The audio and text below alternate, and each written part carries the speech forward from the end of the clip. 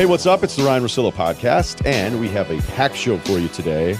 I am live from a snow squall. I have moved on from my Boston location to a private location now. And I'm not trying to be sketchy, Kyle. Just, what's up? Actually, I'm in Burlington. Who cares? I'm going to Vermont's basketball game tonight. The men's team is playing UNC Greensboro, and I'm going to go and sit and watch Anthony Lamb play, who may be a pro basketball player that gets drafted out of Vermont, which would be unbelievable. So, boom, there you go. That's what I'm up to. What are you up to? How are you doing, world traveler? Good, man. Not peeling. Parked my car out front. Feeling good, man. Wow. Street All right. parking. They get the car out front. Gotta let them So know. what's up with this? Yeah. So you're not even parking it in the Ringer lot or the Gower lot. You're just parking it so that your name is in the streets. Yeah, I still got one security guard that I like that I haven't been able to show him yet. So I'm going to get that done today. Okay. All right. Well, that sounds good. Well, let's get some of the business stuff out of the way here. State Farm is our presenting sponsor. Today's episode of the Ryen Russillo Show is brought to you by State Farm. If you're fumbling with insurance, State Farm agents are here to help because with over 19,000 agents, they're local to you and available to help. Whether you connect in person, by phone, or through the State Farm mobile app, agents are here to help. So go with the one that has coverage and agents you can count on. State Farm. Talk to an agent today. Today's podcast, the open is about LeBron versus everybody. And things that I think are fair that he's saying and some other things that I think worth checking a second time. Joe Thomas from the Tomahawk Podcast and the NFL Network is going to talk some football with us, some early Cleveland stories. We'll also do the roster, who could he beat up from his 2007 rookie team, which was always one of my favorite radio segments to do. And then it sort of got played out a little bit. I think once other people started doing it, I was like, now I don't want to do it.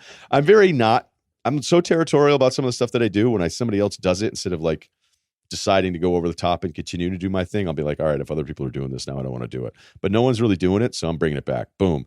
And Kevin Clarke on Last Call at the Black Hole. That would be an unbelievable tease if I hosted NFL Live or some show like that. It'd be like, up next, Last Call at the Black Hole.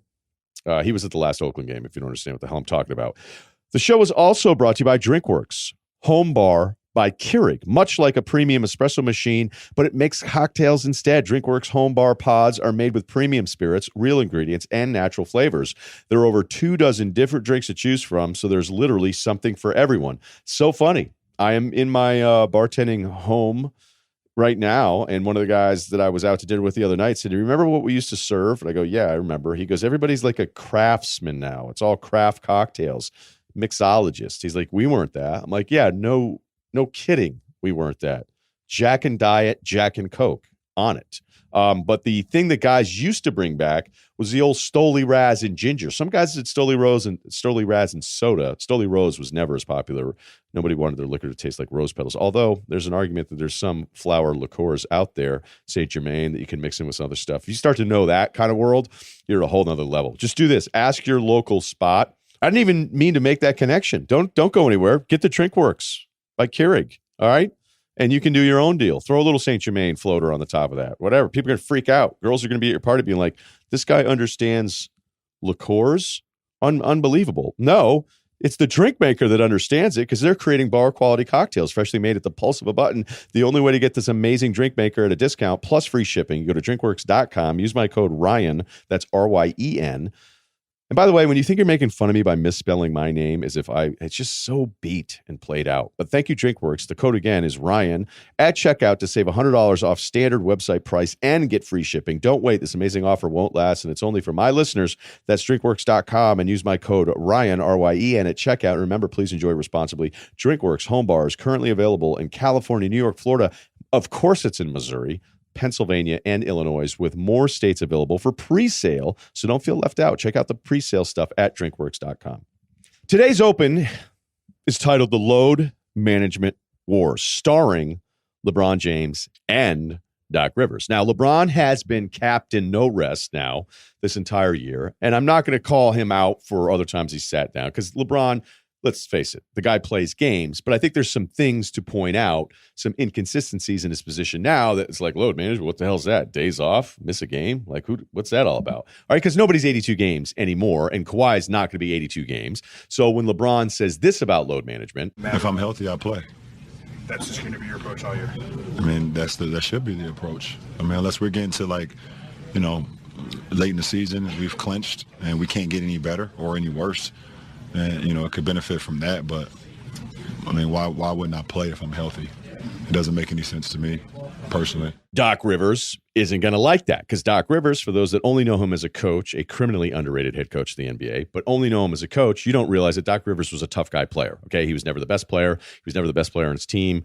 Probably really the second best, maybe some of those Hawks teams he was, but he was not a star, but he was gritty. He was tough where he grew up, and he was a fighter. I mean, he was a guy that just didn't back down to anybody, so he still has a lot of that, all right? And a lot of these coaches are offended by any insinuation whatsoever that, is attacking at them. And LeBron, is indirectly talking about Kawhi in this whole thing, or maybe just everybody resting in general, because people don't like the resting. So if LeBron does this thing where it's like, well, I wouldn't rest, then LeBron feels like, hey, I'm looking like a hero to everybody, which is also a pattern of answering questions that LeBron has had here recently. So here's Doc in response. It's our philosophy. I don't know what theirs are. I think theirs is whatever LeBron says it is, to be honest. Makes sense. That makes a lot of sense to me. But no, I think I like what we're doing. I think it's the smart thing to do. And, who knows? We'll see at the end. Now, let's face it here. Let's also be honest. Let's play the honest game. If LeBron shows up to you and says to your team, hey, I'd like to play here, but you're going to do it kind of my way. Miami did it, and then Miami didn't want to do it as much anymore. And LeBron got sick of the Wade thing and wanted to go to Cleveland, and he knew Cleveland would let him do whatever he was going to do. And there was also a rumbling that maybe he stays in Cleveland one more year because he knows he can do whatever he wants in Cleveland. But then he shows up to L.A., and I don't think it has anything to do with magic. It's just that LeBron wanted to be in L.A., and so boom, he's in L.A., and they're going to let him call his shot. So no one's necessarily wrong here, but I don't know that anybody's really right. And it's basically personal pride, these two guys going back at it. But back to my thought here on LeBron's deal, where he does this thing where it's kind of like, you ask me the question and I'm going to answer it, but I'm going to answer it in a way where you feel like an idiot for the way you asked it. And then I may answer it with something that's entirely different, but it was also sort of praising me or my observation. It's really weird. And he does it a lot. And before I play some of the cuts, I always want to be fair about this stuff, because if you are LeBron, right, if you are one of the most recognizable people on the planet, one of the most gifted basketball players we've ever seen in a century of this game, okay, you are going to be conditioned to think every time somebody's talking about your profession that they don't know what they're talking about. Because let's face it, the majority of the questions or observations that have been thrown LeBron's way, he's probably 99% of the time smarter than the person that's asking that question about what happened with basketball. It's always my Mel Kiper produce section theory. And that Mel Kiper, for his entire life, has had thousands of people with NFL draft opinions. And again, it's always the thing where the person asking the question isn't really asking the question to hear your answer.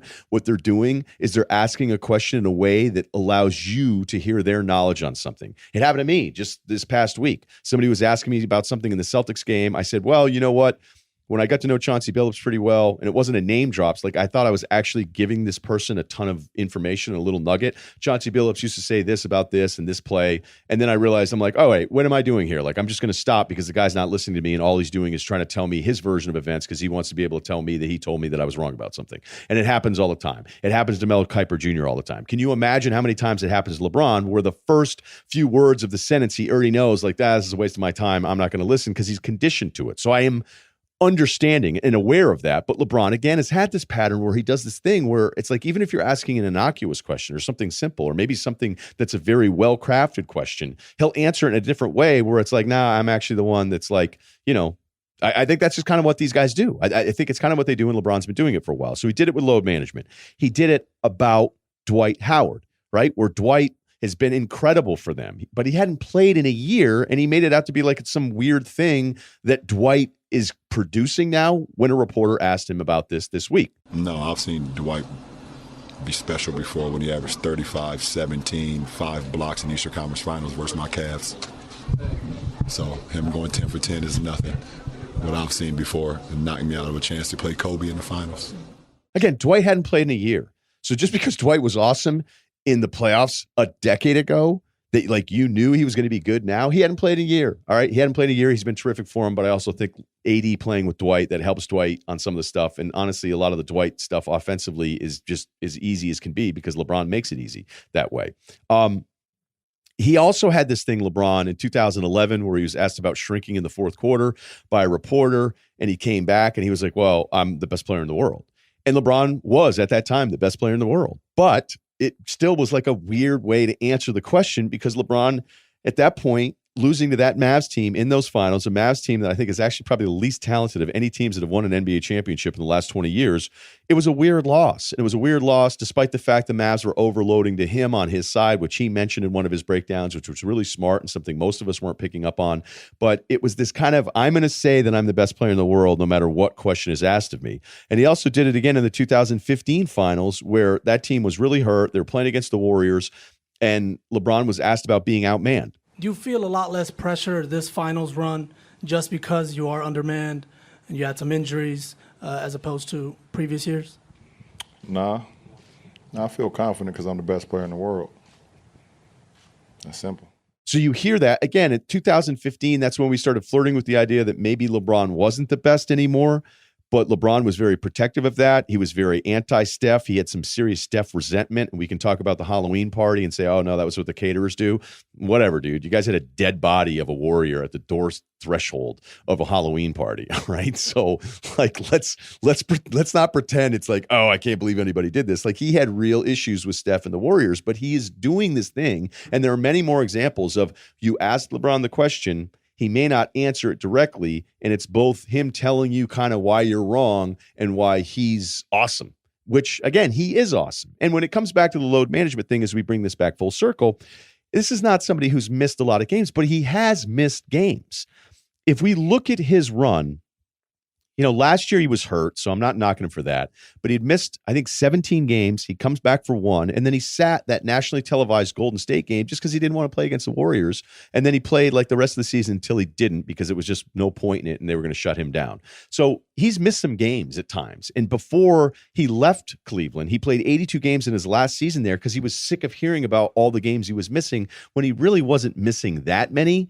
I mean, he was 74, 76, and 69 the previous 3 years in Cleveland, but he played 82 in that last year in Cleveland because he was kind of annoyed that he wasn't being mentioned in the MVP conversation because he was missing games. Like, he was actually getting knocked for it a little bit. When we look at those totals at 74, 76, not the 69, but the 74 and 76, we think like, wait a minute, that's almost like an entirely full season, especially for somebody who's leading his team to 8 straight NBA finals. Again, this isn't so much that LeBron doesn't play, because that's not an accurate argument. It's that he is now presenting himself as this anti-load management guy when he, in the first season he was with Cleveland, he played in 69 games. He shut it down for 8 games after December 28th until January 13th. And we can sit there and LeBron stands are going to say, or Heat fans are going to say, or, at that point he'd left you, so what do you care? But they're just going to say, oh, he was hurt, he was back and all this stuff. It's like, yeah, but he went down there, he worked out, and then he came back and played the rest of the time. So is that not load management?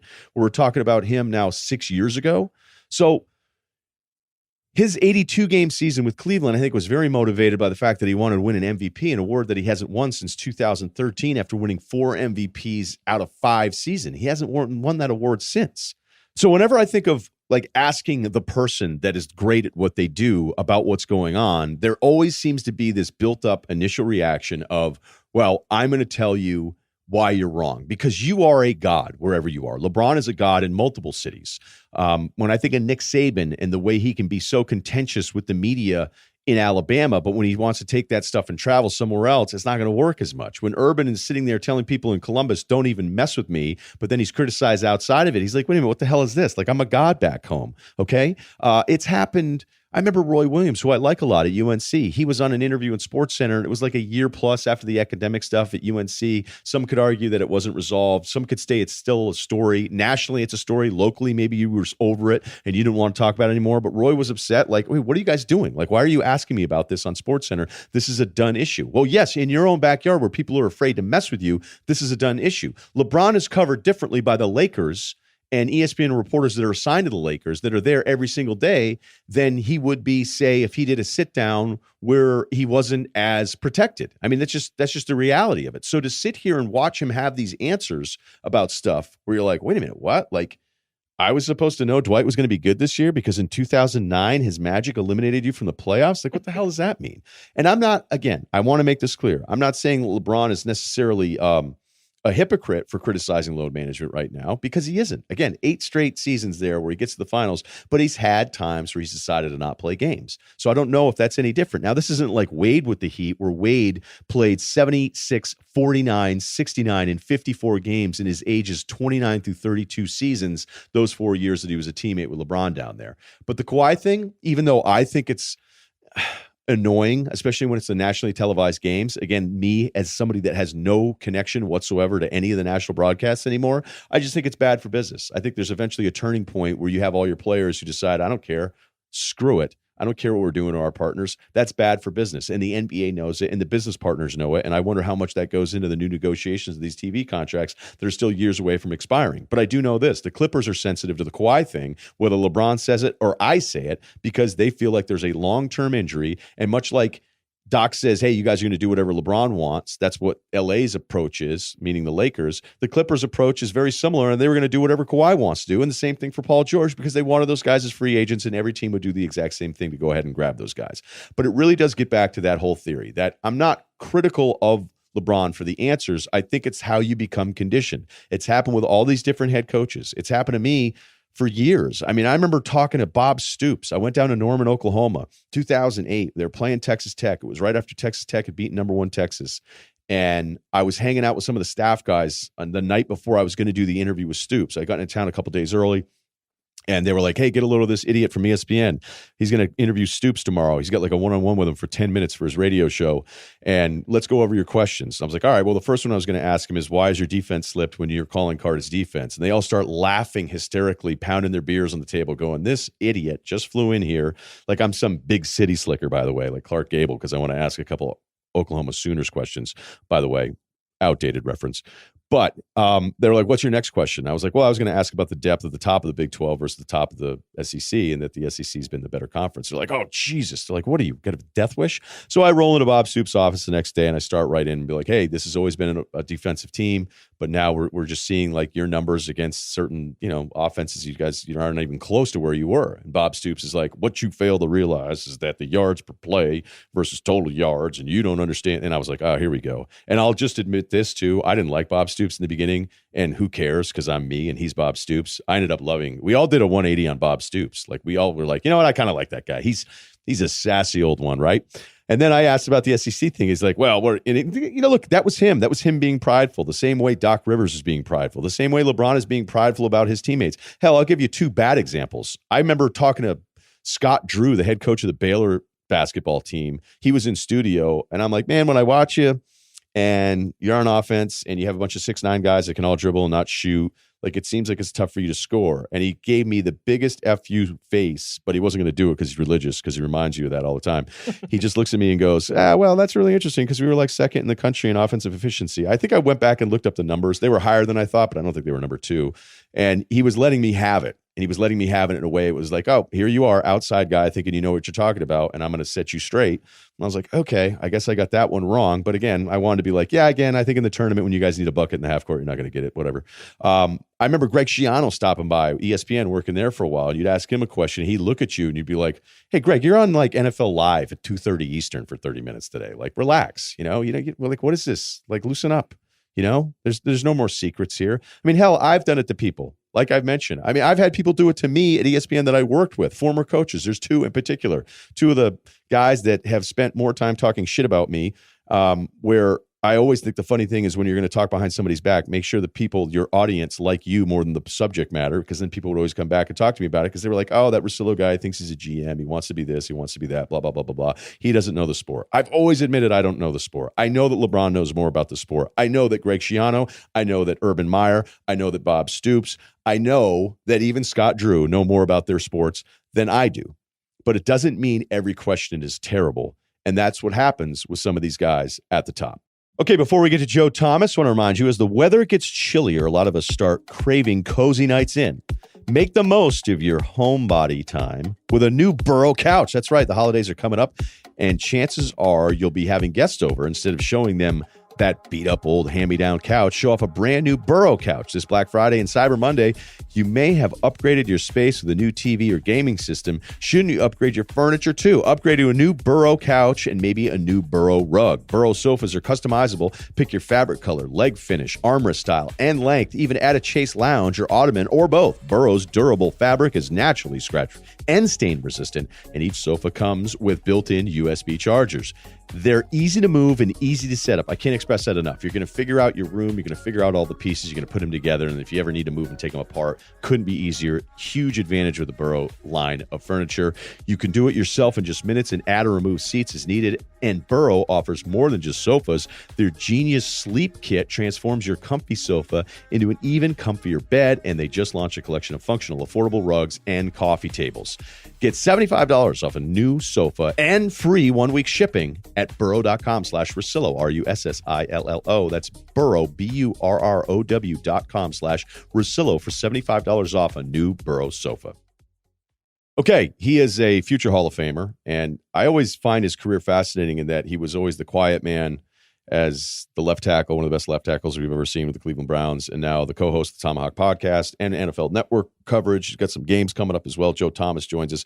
Joe, I've always thought that was really interesting, that everybody kind of thought of you as like this guy that never talked, at least nationally, outside of Cleveland. And then once your career was winding down and now you're doing all this stuff and you're so good at it, did you just save up everything, or did we just not know you that well, at least nationally? I don't know. I think part of it was when I was a younger player, less was always more. You know, I was focused on not being a distraction, not saying anything, because I was in the Patriots coordinator, coaches. So I had Romeo Crennel, who came from the Patriots, and then I had Eric Mangini, who came from the Patriots. And so they, of course, didn't want you to say anything. And so that's kind of where I cut my teeth in the NFL. And it wasn't until later on in my career where I felt that it was okay to kind of let my personality out a little bit and, you know, have some fun with it. And, you know, I think kind of how I stumbled onto the media side of things. Yeah, look, you've been terrific at it, but I also think that's kind of funny because when you think back of those early years, and you know it goes quick, it goes really quick, and then I always think it's different for athletes when it's like, all right, now I'm in my 30s, now what am I supposed to do?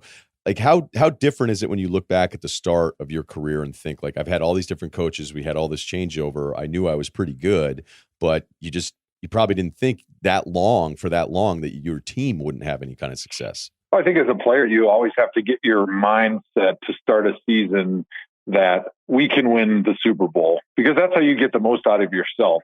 If you feel like you have that hope, there's that opportunity to maybe think that this is the team that's really going to do it. And so you kind of, like fans, I guess, a little bit, you trick yourself a little bit at the beginning of the season and you talk yourself into, yeah, we got the quarterback, we got this receiver, he's good enough, and this guy matches up well against these people. And so it's not till the season's over where you look back in hindsight and say, yeah, we weren't very good. We didn't really have all the pieces we needed, but you know what? Next year, it's going to be different.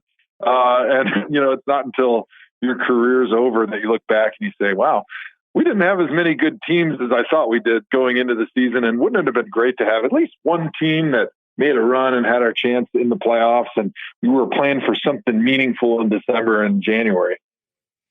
I'm glad you brought up Mangini, because I don't think there's ever been a guy that I've done a 180 on quicker versus like not. I didn't know him when I was, you know, in Boston and he was with New England. I just knew of him. And then he got the Jets gig and I was like, was he doing this Belichick impersonation? Like, what's he doing? And I really didn't like him because I was like, this is really unoriginal.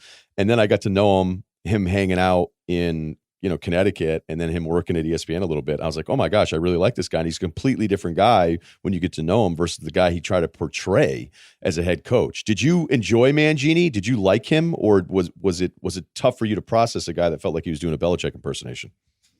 Well, it's funny you said that, because I had the exact same opinion of Eric and the same 180 as you did. And when he was my coach, I despised him. Like I hated football. I hated every step that I took in that building. I didn't want to look him in the eye. I mean, because like you mentioned, it seemed, and I think he's kind of talked about it a little bit since he's gone on into the media world, but it seemed like he felt like he had to take on the Belichick impersonation. And so everybody in the building was miserable.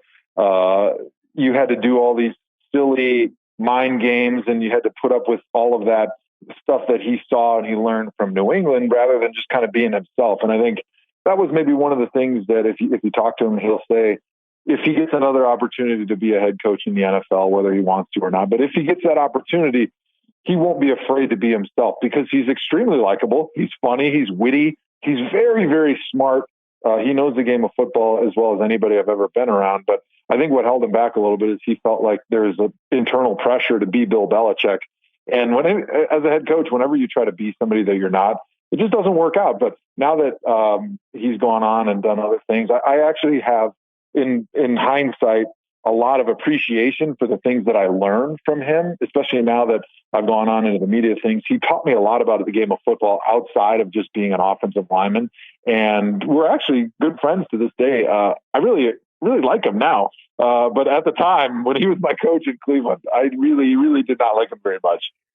Did you ever have to, and I promise we'll move on because I didn't want to do a Browns retrospective here, but I just think it's funny talking about the guy that we had the same experience. But do you remember a time specifically, you probably as a leader of that team, where guys are coming up to you being like, I can't stand this guy, I don't want to do this anymore? Oh, all the time. I mean, when he got hired, we brought in a ton of guys from the Jets. And I'll never forget, those guys said that the day that he got fired from the Jets, they had a party because they couldn't stand him either. And when they lost in the playoffs, I think they made the playoffs maybe his first year in New York. I can't remember exactly, but they lost in the playoffs, and they were happy because he made their life so miserable. And every day going in that building and the practices were so brutal that they couldn't wait to be done with football. And I think there's a fine line you got to walk between being disciplined and tough and working your guys hard and just making it a miserable environment that people hate coming to work. And so I think being in that building with him, plenty of guys that were young players talked openly about, like, if this is what football is, I'm not cool with this NFL thing. I'm ready to retire. And I think we had guys that were seriously considering walking away from the game at a very young age. I don't have permission to use their names, but really well-known guys that were high draft picks that were like, this ain't for me if this is what the NFL is all about. Wow, that's great. That's right. Yeah, 2006, that first year when he was the Mcginest, they went 10-6 and lost the Pats. All right, so let's do this now, because I didn't pick the Browns to go to the playoffs, but that wasn't anything more than just, all right, I got to figure out 6 different teams here. We knew that they were talented. And when you retired, you're like, now I'm going to just be the number one Browns fan. I don't know if you still are the number one Browns fan, but what do you make of what this team is? Because a lot of us from the outside are like, all right, the coach is a mess. There's too many voices. I think there's some football things about the O-line, but just try to give me your whole take on, I know Odell today said, hey, I'm good. I'm here for the long haul, but this is just a weird group of personalities, and it's been a big disappointment. Well, you're right. It has been a big disappointment, and it's a little difficult to put your finger on exactly what it is. But if I had to say this is the one thing that caused the team to struggle this year, it's just the inexperience across the board. Inexperienced head coach, first-time head coach with Freddie Kitchens. First time where he was the play caller the entire year, where he was an offensive coordinator. You got a young quarterback who had a great finish to his rookie season, but still not a lot of experience. And I've seen it many times where a quarterback comes in, because I played with a lot of young quarterbacks for their first times in the NFL, and they'll have like 3, 4, 5 good games. But when defensive coordinators get enough game film on them, now they're putting together specific game plans that attack your weaknesses, and then you have to adjust. And so you go through this little lull period before you can kind of become a better quarterback. And it's sort of like a stair-step approach to progressing as a quarterback. It's not a smooth line. It's a stair step. And so I think Baker played well last year, but they got some film on him, and he just hasn't been able to adjust yet. And I think part of that is his inexperience, new players on offense, an inexperienced head coach who's learning on the job as well. And then just the whole team, it seems like they weren't very good at handling adversity, whether it been outside the locker room or within a game, where something bad happens in a game and it just snowballs. And there hasn't been anybody on the team this year that's been able to just pull the team together and get through that adversity and come out better on the other side. And so clearly, as they finish this season, they're going to be trying to look at those things and say, all right, inexperience, that's not something that you have maybe a pill that you can swallow and take for it, but what are the things that we can do or maybe around it to kind of boost up our guys that we have here that are a little bit inexperienced. And that might be maybe going out and getting some guys that are a little bit more veteran in the league, maybe not as talented, but guys that have that experience, that have been around a lot longer, that can kind of help some of these young guys with talent on this roster. I watch a lot of college. It's seriously one of my favorite things to do, and all the years getting to travel. And, something I'd always hear, and this isn't new, but the lack of offensive line talent that comes into the league. How different do you think it is now from when you first entered the league out of Wisconsin? Well, it's a lot different, and there's a lot of factors that go into it. It's everybody's favorite conversation because it's clear to everybody's eyeballs that the play of NFL offensive lines have really dropped off. But to me, it's kind of a lot of factors that go into it. One is the fact that most colleges now are not running any pro-style techniques or schemes that you're going to see at the next level. And so most of these colleges are run left, run right, or just drop back and throw a quick pass.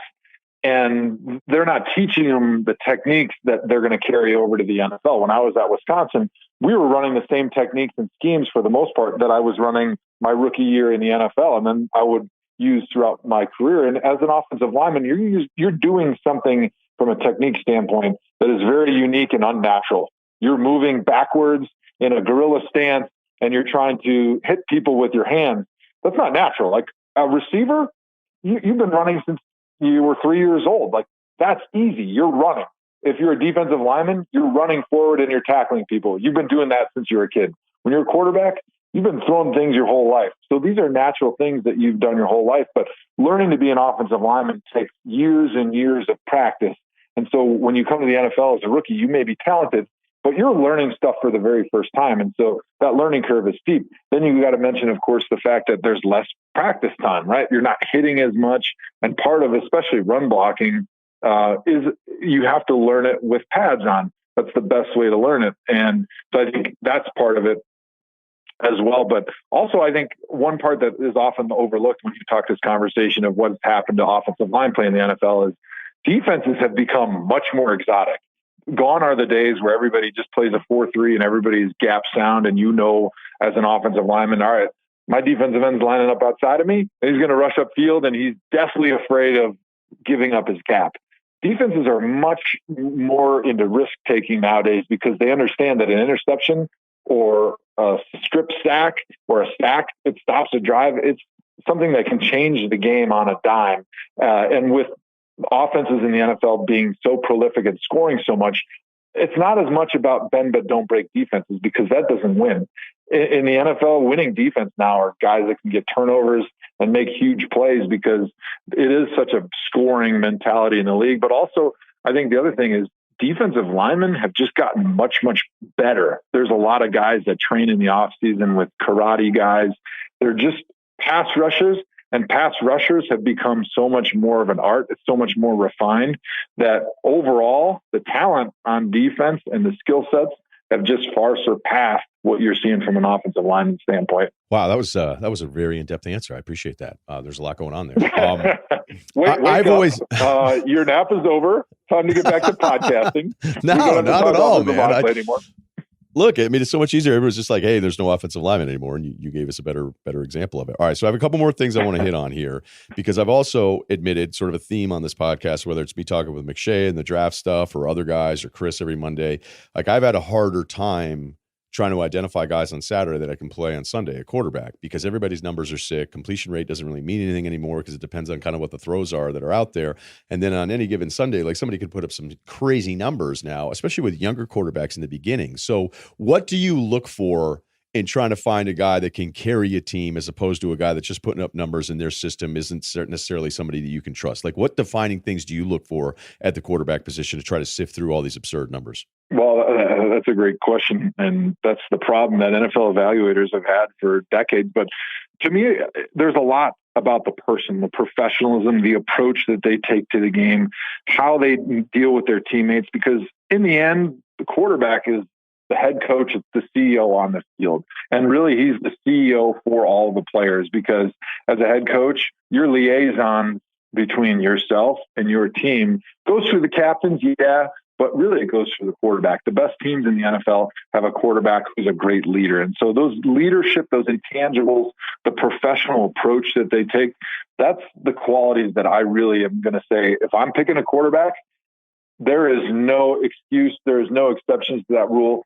If they're not great leaders, if people are not drawn to them, and if they don't have a professional approach, I don't care what type of numbers they are, I'm not taking them in the draft.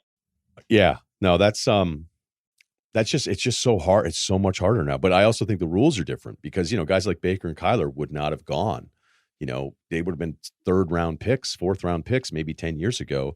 And now I'm like, okay, I guess Baker's going to be pretty good. And then I don't know what to do. And now I'm like, wait a minute, is Kyler actually better than him? So, we won't know. We won't really know the answer here for a couple years on them. Before we close it out with Joe Thomas and who you could beat up game, when it comes to meat, quality matters, but there's more to it than texture and taste. The bacon is incredible. The steak tips are seriously the best I've had since I moved out west.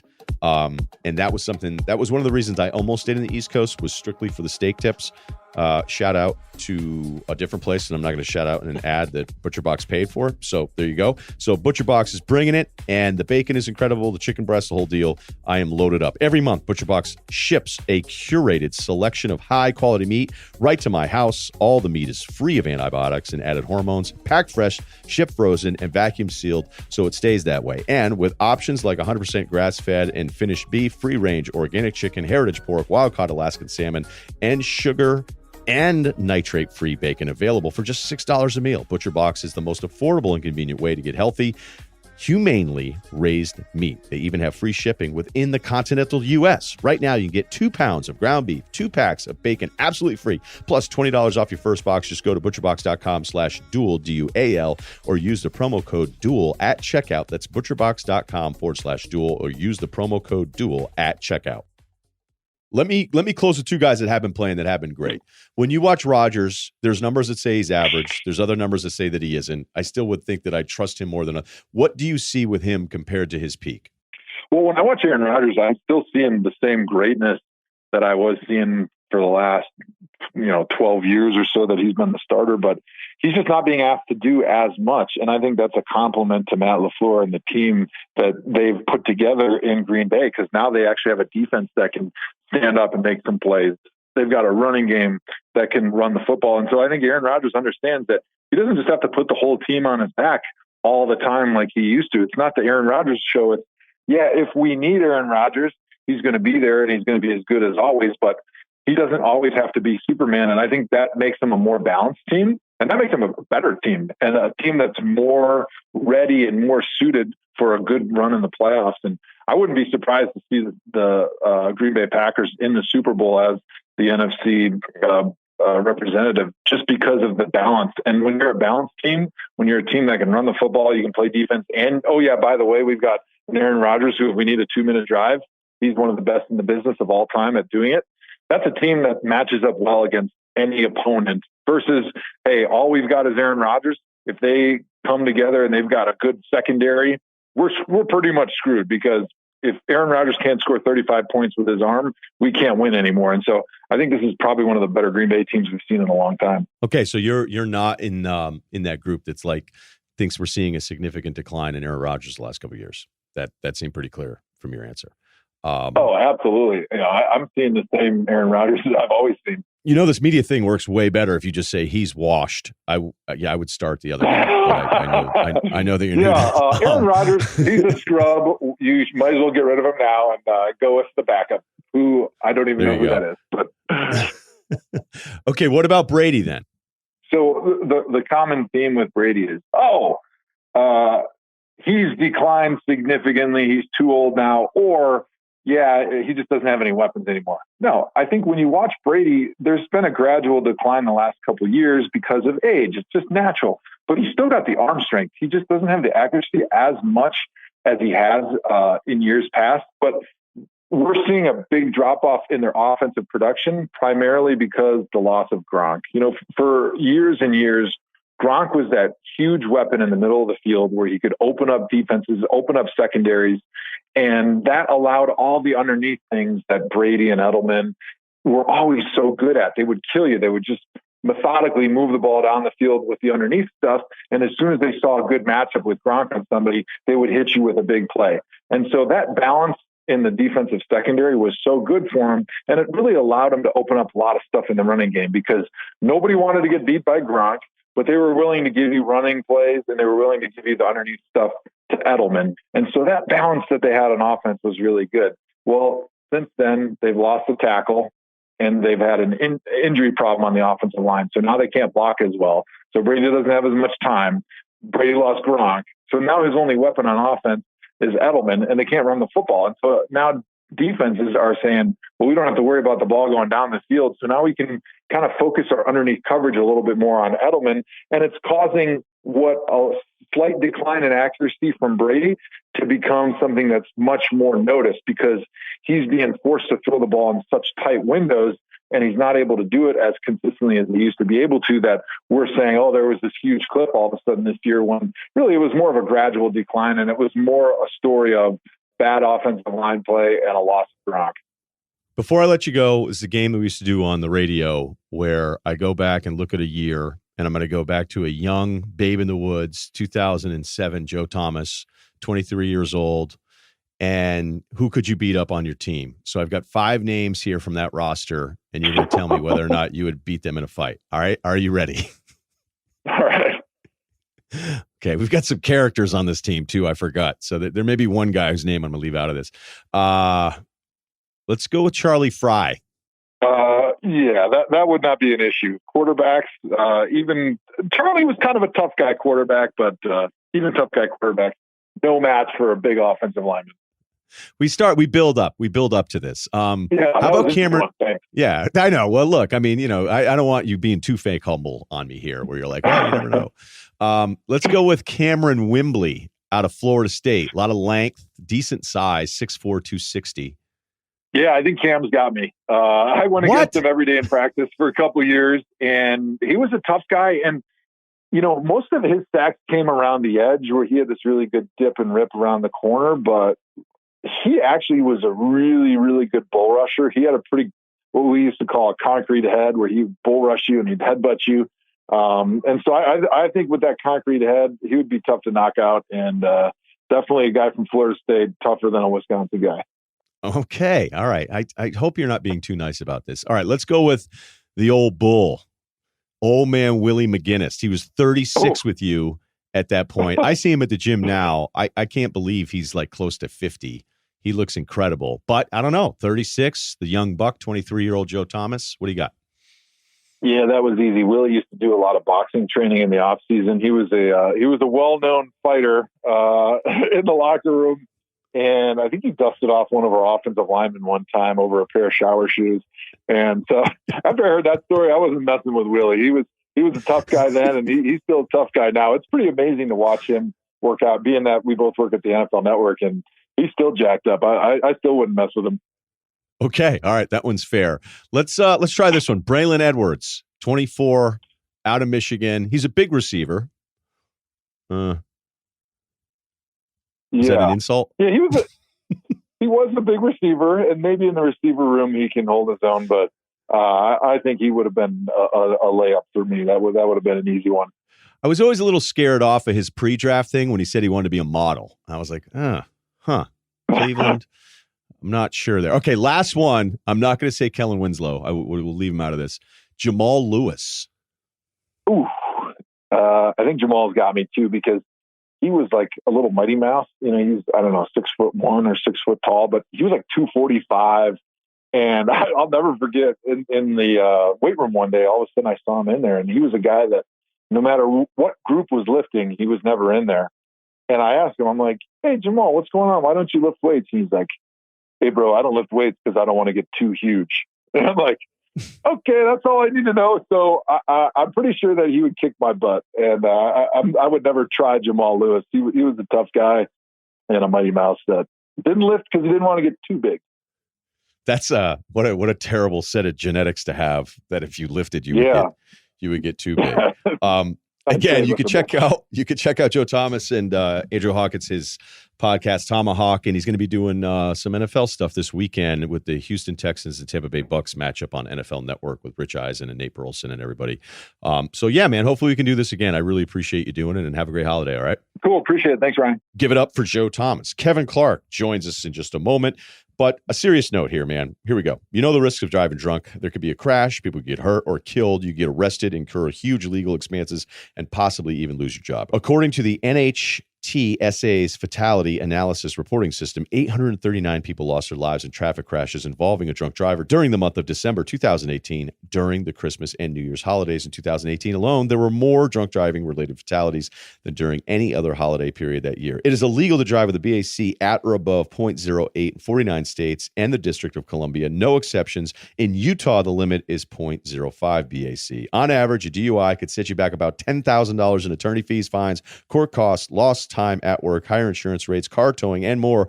Always remember to plan ahead if you'll be celebrating. Arrange for a sober driver or use public transportation or a ride service to get home safely. You know the consequences of driving drunk, and you're wrong if you think it's no big deal. Drive sober or get pulled over. All right, let's talk with Kevin Clarke, host of the Ringer NFL show, an NFL writer. He was out in Oakland because you went out there. Like, you don't go every weekend. You don't travel every weekend, but you wanted to be there for the Black Hole closing it down. And you had this quote, which was incredible at the very end once fans started running onto the field. Quote, one fan, as he walked past me, told the officer escorting him off the field that he just wanted to hop the railing once. The officer laughed and said he understood. Let me repeat, it was all strange. How strange was it? Because the video, and you were on the field afterwards, looked pretty weird. Yeah, so Oakland's one of the weirdest stadiums left in the NFL. It's a bad stadium. Like, there are staircases that lead to nowhere. There's a dugout. Like, you know this type of stadium. It's a stadium we all went to in the 90s. There aren't a lot of those left in the NFL right now, but they still exist. And one of the weird quirks about it is they still let the media on the field after the game. And again, that'll go away when they move to Las Vegas. And so I was able to sort of just meander over to the Black Hole as the clock was ticking down. And while that was happening, the Jaguars were completing this comeback. And it was a horrible game. The play calling was terrible. It wasn't all Derek Carr's fault, but the Jaguars beat the Raiders in a game that they completely dominated for 3 quarters. And all of a sudden you lose to Gardner Minshew, everybody gets upset. So it was very strange in the sense that I think Raiders fans came to celebrate, and instead they just got really angry. And, really angry, not just because their team was a disappointment, but because their team is leaving, and this is the last game, and the NFL is losing something, and they're probably angry at city officials, Mark Davis, and then they took it out on Derek Carr, who walked over there to salute the Black Hole, and instead he was just viciously booed. So it was one of the stranger NFL games I've ever been to, only because of the last 2 minutes, plus maybe the last 30 minutes after it. I would say the arrest thing is funny to me because the Black Hole essentially waited until the players were gone. Like, they booed and whatever, and Derek came over and he hugged some people or whatever. But then once the players were gone, that's actually when they just started to jump the rail. So it was almost like they were doing it as an activity just to pass the time. Gosh, there's so many follow-ups here. Let's just start with the people running onto the field. Were they arresting everybody? Were people mad? Was it dangerous, or was it just, I don't know. The video that I saw, it didn't seem bad. It just was, look, you can't do it. No, so there was one bad incident where security and players were literally actually fighting. But I don't think that was kind of isolated. That was one thing. And that guy, I believe, I don't want to impugn anybody, but I think I put a photo up of one guy who was actually fighting. And I have a video of that as well. But I put a bunch of photos up. But mostly it was happy people who were jumping on, and then they would get tackled and they would move on. So it was a mix. I would say it was less than 10 people who actually jumped onto the field. I would say there was only one really serious kind of, ooh, this isn't good kind of situation. I would say most guys were doing it for the sake of doing it. Right. And then you were in that video that was making the rounds where, was that a Raiders employee that was screaming at the media to get off of the field? Because that was weird, because I couldn't quite figure it out. It was almost like he was picking certain people to yell at. He was kicking out one photographer, and I don't know why that was happening because there were literally 20 or 30 other media members on the field. So I don't know why that was. I was filming it because I thought it had a real potential to go quite south because the guy was really aggressive. I don't know if the audio was picked up, but he said, "Get off my field." And I was just, first of all, dude, like this is over. Like, we're done. So whatever power you had when this first started, you no longer have, because the Raiders are leaving Oakland. But then beyond that, you start to think about, the last gas power trip. Maybe he just wanted to kick somebody off one last time. I'm not totally sure where he was going with that, but I was filming it because I thought that he was just, angry and just sort of wanted to go at somebody. I thought it was going to maybe even turn physical. So it was fine. Everybody else stayed on. It was just a generally weird vibe with them trying to kick the media off the field, but it was really only that guy who was trying to do it. And there's really only that media member. So I don't know. It was all very strange. Yeah, I remember years and years ago when Boston won their first World Series and everybody went crazy in that city. And ever since then, and I remember after they won it in 2013 at home, which, they had won in St. Louis, they'd won in Colorado in 2007. So Boston was like the first time they were going to win it there in 2013 in Game 6 against the Cardinals. And they set up the perimeter so that literally no one would ever be able to linger. It was like funneling you out blocks and blocks and blocks. And they closed down the bars where you couldn't get into it, even though it was before 2:00 unless you were already in there before the close of the game. Like it was impossible to get in any places. And it was all in the aftermath of 2004 where like the security guys, depending on which side of the argument you come down on, trying to have an open mind about both. Like, was it an excessive crowd thing? Yes. Was it excessive force? Well, in the case of one young woman who lost her life, like it was horrible. And I remember kind of getting in an argument with a friend of mine who's like high up in law enforcement, being like, there's a bunch of yahoos sitting there firing away at crowds. And he goes, all right, he was pissed at me. And he goes, you know what? I've had to be in that kind of situation. And you have no freaking idea what it's like when you know that if the numbers get overwhelming, then you're going to get overwhelmed by the mob. And there comes a time where it's like, if you're doing something you're not supposed to do, like we have to react to that because we also have the stress and anxiety of like, this could get really, really bad if thousands of people decide to all start doing the same thing, which is actually kind of the weird thing about human nature where it does come together, where something I would never do by myself, I'm now going to do because a bunch of other people are also doing it. So I don't know if it's a power trip and an ex-fullback from high school type of thing. That's always the case. But I just know that after I got on that argument with my friend, I've always kind of thought about it a little differently. Still, if I think some guys at times like lose their shit when they shouldn't. So I don't know. Yeah. I don't know if that adds anything to it. I get where you're coming from. But he was taken out on a photographer and not the people who were jumping onto the field. I agree with you that it could have gone south as far as just like, 2 people jump on the field and then 50 people decide they want to do it. And that didn't happen. And it was generally a peaceful situation. But the power trip was that he wasn't yelling at the people coming onto the field. He was yelling at some random, like, I don't even know. He had an NFL vest on, so he was approved by the team. That doesn't mean he works for the NFL, but he was just yelling at some sort of vaguely elderly photographer. That's why I found that kind of strange. Is that if you're going to get mad at anybody, look at the guys who might be escalating a tense situation by running onto the field. I actually thought it was going to be much worse than it actually was. Just when you start to see, because at the beginning there were 3 people getting arrested at the same time, and security was kind of stretched thin. And I was like, geez, if like 4 more people jump on the field, they're not going to be able to contain this. But luckily, it was fine. There was no threatening situation or anything like that. It was generally just Raiders fans being upset. I thought your use of Ray Ratto's line, who's a longtime Bay Area columnist, who basically was like, this actually wasn't as talked about. And I always find that comparison really interesting in how something could be looked at locally versus nationally. And we almost made a bigger deal about it nationally than they did locally, because Ray Ratto's line was essentially like, when you're the guy threatening to leave the party for hours, then people just stop caring. And that's basically what the Raiders were. So was it something that actually locally the fans, the people closest to the story, were more over it than maybe we thought they would be?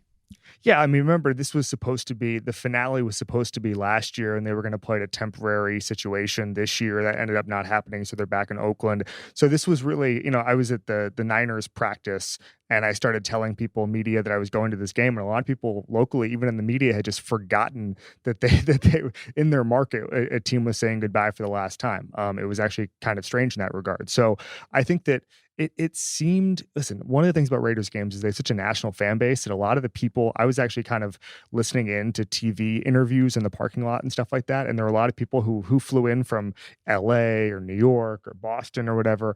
And so those people, they're just going to relocate to Las Vegas. And I don't think that's a huge percentage of the crowd, but it is kind of, when you talk about Raider Nation, quote unquote, and the people who drive the big school buses or whatever and wear the big shoulder pads. A lot of those people will still be in Vegas because it's a national thing for them. And so I think that, yeah, we talked about it nationally more than it was in Oakland. And honestly, walking around the parking lot, it seemed like a big game atmosphere, but it also just seemed like people just wanted to see Raider football. There wasn't, until the end there, it wasn't just a real sense of goodbye. It was more like, hey, we get to party one more time. It's a really cool, I don't know if you've ever been there, but the parking lot is a really cool atmosphere. It's very collegiate, just a ton of tailgating. And I think that instead of, oh my God, this is so sad pregame, it was more like, hey, we've got 6 more hours to drink a bunch of Corona and watch Raider football. So let's just let it rip. Hey, did Carr not get it when he went out there and tried to have this moment with the fans? Because, I mean, look, it was an ugly loss to a bad football team too. And, I think the one thing we've learned about Carr is that, especially during Hard Knocks, he's an incredibly nice guy. He's a really nice guy who kind of wakes up every day trying to find a way to make the world better. I know this sounds really extreme, but I mean, I just think that's kind of his mindset, that he's a positive person despite all the ups and downs that he's gone through with this franchise. But was that a misread by him, thinking hey, I'm going to go out there as the quarterback and shake hands with everybody, and then people just booing him right to his face? So he was the third player to go over there, and the first 2 got almost no reaction. And if there was any reaction, it was boos. And so I actually thought, I when he started to walk over there, I actually thought it was going to be a nice reaction, but I didn't think it was going to be just incredible. I thought it was going to be polite clapping or something, because he was going over to see some kids. And then there was one guy in the big shoulder pads. I think he dresses like a gorilla. I think that's his shtick. And so he was going over there to high five those guys who are there every game. And he ended up just getting, I mean, as soon as he started walking over there, it was just a wall of boos. And this isn't going to be good. And he kept going. I mean, to his credit, he could have bailed out and just kind of waved and said thank you. But he cut through the boos, went in there, and started to embrace people in there. So I think he got it once he started to move towards there. And I think that he just decided, screw it, I'm just going to have this moment and cut through it. And I think that after the game, he basically said, what's new? I think he's been booed by the black hole quite a bit. I think he was just, I think that was him being a nice guy. I actually think it's a massive credit to him that he kept going and didn't just bail out as soon as he realized it wasn't going to go so well for him. When the Rams took Goff, I thought at the time, and a lot of different versions of this thing came out where, Fisher was like, oh, I was always a Wentz guy after Wentz was awesome and Goff wasn't good. And then Goff was good again, and now he isn't as good. And it just felt like, hey, we got a new franchise in LA. We have no juice at quarterback. Let's take a guy number 1 overall. Let's trade up for him. And let's, put these banners out. And look, he ended up becoming far better than after that first disastrous season. But I wonder at times, with this move to Vegas, if they'll feel like, can we do this in the first year with Carr? Or will the novelty of the first year of NFL football in Vegas be enough, and it's not going to matter who's a quarterback?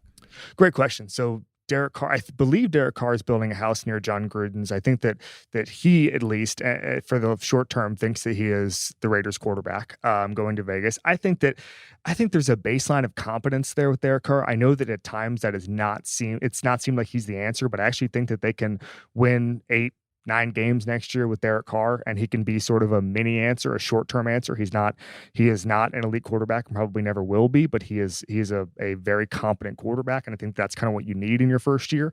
Listen, I think that they need people on billboards, and that was kind of the thing with the Antonio Brown thing in the beginning, was they need people on billboards who can sell this team. And at this point, I mean, Josh Jacobs is a nice player. Obviously, they hit on some of those young guys, but at this point, there's a lot of John Gruden billboards in Vegas. And I actually think that the more names, the better in that situation. And so I think going with Derek Carr in the short term is not a terrible option. I think he's okay. The contract has become manageable. I think there's probably going to be just a huge glut of veteran quarterback free agents this year, but I don't think you really want to go out and spend a bunch of money on Jameis Winston or something. Yeah, that makes sense. Now, the other thing that I love about sports is how against something they can all be collectively, like a franchise in Vegas. We can't do that because of gambling, and now the gambling's kind of perceived as different in these modern times. But it's just, okay, well, the NHL does it first, and the NHL franchise is third in percentage of attendance. So they're one of a few teams that are over 100% attendance. So that's worked out well. It's considered a great fan base. I know the NFL has talked about, well, they're actually closer to that Southern California, LA Raider fan base and all these different things. But yeah, that was before they had two teams here. Really, it's one team that anybody cares about in the Rams. Yeah. But I just love it. It's a lot like beer in a college stadium. Like, you can't have beer, college, students, athletes, and then one place does it. And then everybody's like, hey, you know what we should do? Start firing Budweisers at everybody once they get into the gates. And it's just so stupid. No, but seriously, it's unbelievable that we're at this stage of the timeline of humanity. You know, I'm not to try to get real deep here on you, but like the idea that like we can't do that. Oh, the hockey's popular. Okay, everybody's going to get a franchise there. And so I'm wondering, you know, I always thought tickets would do well in that city because you have all these different hotels, you have all these different things that you'd want to promote. I would love to be, not that I would actually want to do this, but if you worked in sales and signage and tickets and PSLs and all that stuff, the first year working for a Vegas NFL franchise must be a layup with the amount of commissions these guys are making, because everybody would want to be a part of it. So now that this is happening, we know it's for real. Like, the NFL must think that this is going to be an absolute home run to approve another relocation, something they always say they don't want to do, but have done quite a bit recently. Yeah, well, I mean, I think that this was part of the original LA thing, which is that, you know, if the Chargers didn't exercise their option, the Raiders had an opportunity to go, and then they didn't, then they ended up in Vegas. I mean, Oakland wasn't going to publicly finance a stadium. That was just never going to happen. And so the Raiders had to do something. Again, that stadium, for all its charm and for all the kind of nostalgia associated with 90s NFL that is there, that's a very, very crappy stadium. So I think that the NFL thinks this will go pretty well. And they're going to have a nice stadium. I mean, listen, their facilities in Oakland, practice field, all that stuff, it was just not that nice. And Vegas is going to give them very nice things. I think that the Raiders just kind of want to be spoiled a little bit in that regard. So I think that I think this will go better. I mean, I think they'll actually probably end up better than certainly the Chargers. And when you think about the Rams, I mean, the Rams are building a $6 billion stadium. They're not going to sell out their first year of season tickets. Like, if you would be anybody right now, I understand that in 50 years, you know, the Rams will be making more as far as revenue goes because of the market. But in the short term, like, wouldn't you rather be the Raiders right now, moving into a $1 billion stadium in Las Vegas where it's really cheap to live, where players are going to want to play? Like, this is a pretty nice gig for them. Yeah, and when you add in the fact that Mark Davis is probably the least, I would say he's the most cash poor of any of the owners. And, you know, especially once the Warriors deal goes through, which was very much privately financed, you know, it was hard for that area, if you've ever been up there, to say, oh, yeah, we're going to go ahead and put together this $1 billion stadium. Where Kroenke on the other end, maybe the richest individual NFL owner, and was like, look, I'm just going to do all these different things, and boom, franchise value through the roof. All right, well, that was really good coverage. I check it out on the Ringer piece from Kevin Clarke, and make sure you check out the Ringer NFL show. And thanks for joining us for a few minutes here, man. It's good stuff. Anytime, man. Okay, I want to thank everybody. Kyle back on the mic, Joe Thomas, and Kevin Clarke. And close on this note, you know the risk of driving drunk. There could be a crash. People could get hurt or killed. You could get arrested, incur huge legal expenses, and possibly even lose your job. You know the consequences of driving drunk, and you're wrong if you think it's no big deal. Drive sober or get pulled over. Okay, I'll have a full UVM scouting report breakdown for Friday. That will probably not lead the pod, but that's what we'll be doing. And the rest is TBD. So I hope everybody's gearing up for the next week and the holiday. Please subscribe, rate, and review, and we'll keep growing and kicking butt. So thanks to everybody.